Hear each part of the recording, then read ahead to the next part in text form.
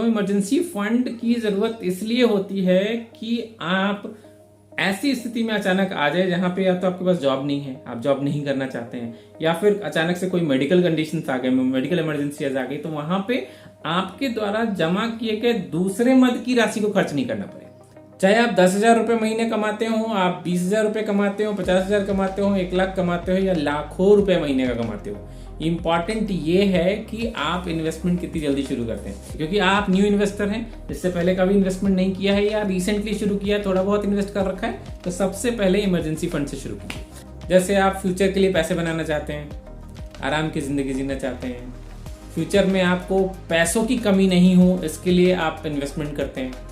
आप early retirement लेना चाहते हैं, या रिटायरमेंट के बाद की जिंदगी कैसी होगी उसको मैनेज करने के लिए आप पैसे बनाना चाहते हैं। इन्फ्लेशन से बचने के लिए पैसे बनाना चाहते हैं। जैसे आज किसी चीज की कीमत अगर 100 रुपए है, कल उसी चीज की कीमत 200 रुपए हो सकती है। तो आज इतने पैसे हैं, क्या उतने ही पैसों के खर्चे में आप फ्यूचर में भी काम कर पाएंगे, फ्यूचर में भी अपने खर्चे उठा पाएंगे? तो इन रीजंस से हमें इन्वेस्टमेंट करनी चाहिए। अब इससे कोई मायने नहीं रखता कि आप कितना कमाते हैं, मायने इससे रखता है कि आप इनमें इन्वेस्टमेंट कितनी जल्दी शुरू करिए। मान लीजिए कि एक व्यक्ति हर महीने 1 लाख रुपए कमाता है और अपने 90,000 रुपए वो खर्च कर लेता है, 10,000 रुपए वो बचा पाता है। वहीं पे दूसरा व्यक्ति सिर्फ 50,000 रुपए कमाता है, लेकिन उसके खर्चे 25,000 रुपए में चले कंप्लीट हो जाते हैं और 25,000 रुपए वो बचा लेता है। तो दोनों में धनी कौन हुआ? अगर आम लोगों की भाषा में बात करें तो ऑफकोर्स धनी वो व्यक्ति है जो लाख रुपए कमा रहा है, बट अल्टीमेटली जिसके पास पैसे ज्यादा बचते हैं वो ज्यादा धनी है। क्योंकि अगले 1 साल के अंदर 10,000 रुपए बचाने वाला व्यक्ति सिर्फ 1,20,000 रुपए बचा पाएगा। वहीं अगर कोई व्यक्ति 25,000 रुपए प्रति महीने बचा पा रहा है, अगले 12 महीने में वो 3 लाख रुपए बचा लेगा। तब 1 लाख रुपए बचाने वाला व्यक्ति और 3 लाख रुपए बचाने वाला व्यक्ति, अब आप कंपैरिजन देख लीजिए। अब आप कहेंगे कि 50,000 रुपए कमाने वाला व्यक्ति ज्यादा धनी है क्योंकि उसके पास 3 लाख रुपए जमा है। तो इसलिए इन्वेस्टमेंट जरूरी है और इसलिए बचत जरूरी है। शुरुआत करने के लिए सबसे पहले जरूरी है अपने फाइनेंशियल हेल्थ को समझना। आपकी करंट सिचुएशन क्या है, कितना कमाते हैं और कितना बचा पाते हैं, और फिर उसको समझिए कि उसमें से बजटिंग आपकी क्या है, आप क्या चाहते हैं, कितना पैसा बनाना चाहते हैं। फ्यूचर में आप कोई चीज जो पाना चाहते हैं, आप अपना मकान लेना चाहते हैं, आप अपनी कार खरीदना चाहते हैं, बच्चों की पढ़ाई विदेश में करना चाहते हैं, आप लग्जरी टूर पे जाना चाहते हैं, घूमने जाना चाहते हैं, व्हाटएवर जो भी प्लानिंग है आपकी, उसके लिए आपके पास बजट के संसाधन क्या है। तो फर्स्ट थिंग फर्स्ट, जो कि मैं अपने ऑलमोस्ट 100% फाइनेंशियल वीडियोस में बात करता हूं, that is budgeting your things. जो भी चीजें हैं उसको बजट कीजिए। बिना बजट किए नहीं होगा। बजट का मतलब है प्लानिंग। आप प्लान नहीं करेंगे तो नहीं होगा। जब तक प्लानिंग में, गोल शीट में डेट नहीं डली हुई है, अमाउंट नहीं डला हुआ है, स्मार्ट गोल नहीं है। स्मार्ट गोल पे वीडियोस ऑलरेडी है मेरी, आप चाहें तो आप उसे देख सकते हैं, समझ जाएंगे स्मार्ट गोल क्या होता है। बट स्मार्ट को नट सेल में अगर बात करें, शॉर्ट में बात करें, स्मार्ट गोल का मतलब स्पेसिफिक होना चाहिए। कितना अमाउंट जमा करना है, बाई व्हेन, किस डेट तक आपको जमा करना है, ये सारी चीजें तय नहीं करेंगे नहीं होगा। तो आप इन्वेस्टमेंट शुरू करना चाहते हैं तो स्मार्ट गोल बना लीजिए। देन गोल अगर आपकी तय हो गई तो सबसे पहले समझने की कोशिश कीजिए कि इन्वेस्टमेंट आपको किस किस तरीके के करने हो सकते हैं, आप कर सकते हैं, और क्या क्या मार्केट में अवेलेबिलिटी है। अब मार्केट की अवेलेबिलिटी की बात करें तो नॉर्मल सेविंग अकाउंट्स भी हैं, 3% 4% का आपको इंटरेस्ट रेट मिल जाएगा।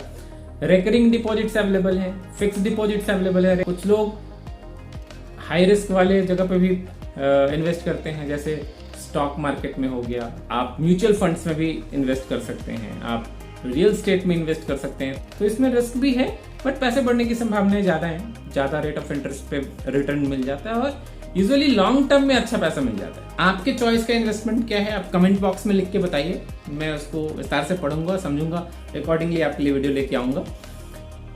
बट इन्वेस्टमेंट चॉइस आपकी होगी, मतलब मैं यहाँ पे पर्टिकुलर इन्वेस्टमेंट सजेस्ट नहीं कर रहा हूँ आपके, ये डिफरेंट टाइप्स हैं जहां आप इन्वेस्ट कर सकते हैं। वर्ल्ड वाइड गोल्ड का इन्वेस्टमेंट अभी तक रिस्क वाले इन्वेस्टमेंट में नहीं आता और इन्फ्लेशन को वो बराबर रखता है। मतलब जितना मार्केट में चीजें रेट बढ़ती हैं उसके अकॉर्डिंग गोल्ड का रेट भी बढ़ता रहता है और गोल्ड में किया गया इन्वेस्टमेंट हमेशा सेफ इन्वेस्टमेंट माना जाता है। इसमें पैसे डूबने की संभावना नहीं दिखी है आज तक शायद ही कभी ऐसा हुआ हो कि रेट बहुत गिरा हो नीचे, लेकिन अगर गिरा भी है तो वो फिर वापस उठ जाता है। लेकिन रिस्क का असेसमेंट करना जरूरी है कि आपके अंदर टॉलरेंस की कितनी कैपेसिटी है। अगर आप म्यूचुअल फंड्स में डालते हैं, आप स्टॉक मार्केट में डालते हैं, वहां लाखों रुपए हजारों रुपए में कन्वर्ट होकर बैठा रह सकता है वर्षों तक। तो क्या आप वो रिस्क लेने के लिए, आपका एपेटाइट इतना स्ट्रांग है, आप वो रिस्क लेने के लिए रेडी हैं, तो आप वहां इन्वेस्ट कर सकते हैं।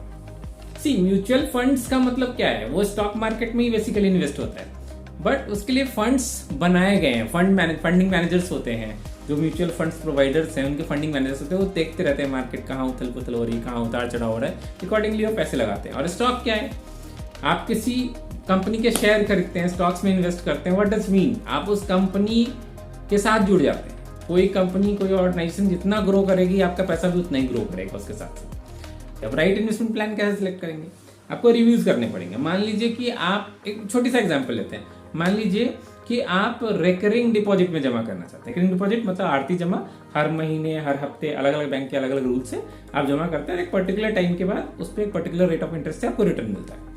आप एक बैंक के भरोसे मत बैठिए, आप जितना पॉसिबल है आरडी की जो स्कीम्स है उसको कंपेयर कीजिए। Same amount, same period of time के लिए, इंटरेस्ट रेट तो बैंक बताएगा। अब आप 4-5 अलग अलग बैंक्स के ऑफर्स चेक करते हैं और उसमें देखिए कि कौन सा बैंक आपको ज्यादा रेट ऑफ इंटरेस्ट दे रहा है, सेम अमाउंट पे, सेम पीरियड के लिए, आप वहां इन्वेस्ट कर दीजिए। देन उनका एक तो आपने बेसिक देख लिया कि क्या कमिटमेंट वो कर रहे हैं, देन कंपेयर कीजिए उनका हिस्टोरिकल डेटा।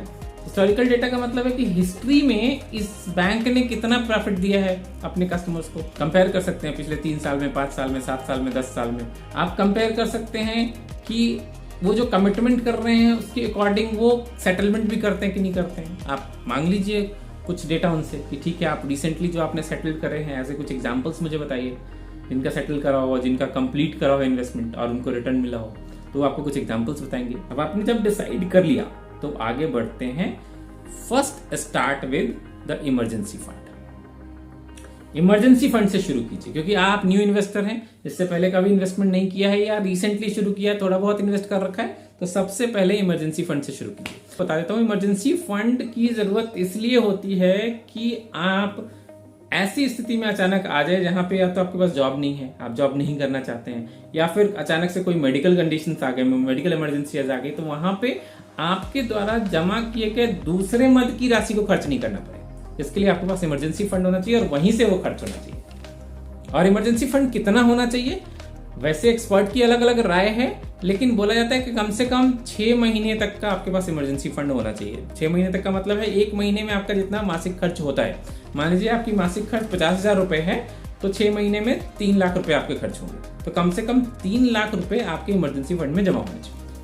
और जितनी जल्दी आप इमरजेंसी फंड के गोल पे पहुंच जाते हैं, उतनी जल्दी आप अपने आप को सिक्योर फील करना शुरू करेंगे। कहते हैं पैसे की खड़क ना पैसे को आकर्षित करती है। जब आपके जेब में पैसा होगा, ऑलरेडी आपके अकाउंट में पैसा पड़ा होगा, तो आपके अंदर एक कॉन्फिडेंस होगा और वो कॉन्फिडेंस के बल पे आप और बेहतर स्टेप्स ले पाएंगे। आज के डेट में अगर आपके पास पैसा नहीं है और अगर आपके पास बेटर अपॉर्चुनिटी मिलती भी है और अगर आपको लग रहा है, रिस्क लग रहा है कि पता नहीं सामने वाली ऑर्गेनाइजेशन कैसी है, स्टेबल है, नहीं है, तो आप वो रिस्क नहीं लेना चाहेंगे क्योंकि आपको पीछे बैकअप नहीं है। लेकिन अगर आपके पास बैकअप हो, इमरजेंसी फंड हो, तो आप ले लेंगे ना। जब आगे बढ़ते हैं, एक बार जब आपने इमरजेंसी फंड की शुरुआत कर दी, तब दूसरा इंपॉर्टेंट चीज है पे ऑफ द डेट्स। अगर आपका कोई भी कर्ज है, 1 रुपए का भी कर्ज है, सबसे पहले वो कर्ज खत्म कीजिए। उस कर्ज में भी प्रायोरिटाइज कीजिए हाई रेट ऑफ इंटरेस्ट वाला कर्ज, जिसका रेट ऑफ इंटरेस्ट सबसे ज्यादा हाई है, वो सबसे पहले खत्म कीजिए। कभी कभी ऐसा भी हो सकता है कि कम रेट ऑफ इंटरेस्ट पे अगर आपको कर्ज मिल रहा है और पहले वाला इंटरेस्ट कोई बंद करने के लिए रेडी है, तो करा लीजिए ना चेंज। बैंक कई बार ऐसा ऑफर देते हैं कि आप बीटी करा लीजिए, balance transfer, from another account to our account, from another bank to our bank.